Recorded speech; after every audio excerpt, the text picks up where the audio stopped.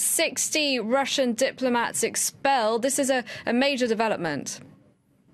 Yeah, that's a huge amount of diplomats after all, and as you just heard from Brussels, it is significantly higher than any EU country or indeed the European Union altogether. Indeed, this number is higher than even those diplomats expelled from the United Kingdom. So these are 60 diplomats, officially at least. The Trump administration is saying that they are spies. These are 60 spies, Russian spies who are based in the United States and at the United Nations, who now have 1 week to leave the United States. 48 of those spies, according to the Trump administration, were based in the United States. We don't know whether just in Washington, D.C. or in the entirety of the country. 12 others based at the Russian mission to the United Nations. Of course, hidden within this decision is a statement from the Trump administration that there were 60 Russian spies based in the United States and that they were very much allowed to stay here until this decision that was announced today. Again, 1 week they have now to leave the United States. It is pretty clear what the United States is trying to say here,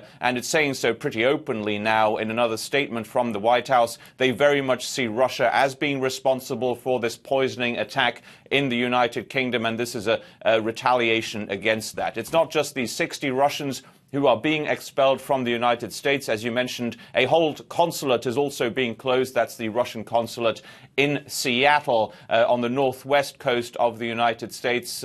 There is no reason given, though, by the Trump administration as to why, whether this is geographic proximity or proximity to a U.S. naval base. Both of those are possibilities. That's just one, the minor measure, if you will, in this very, very big announcement from the Trump administration here this morning.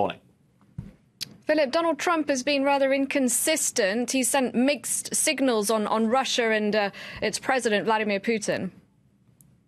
Yeah, because what you see a lot of the times from this White House are forceful statements from the White House and from the administration. That is again the case today. We have not heard from the U.S. president. We've heard from senior administration officials who briefed us on a phone call this morning.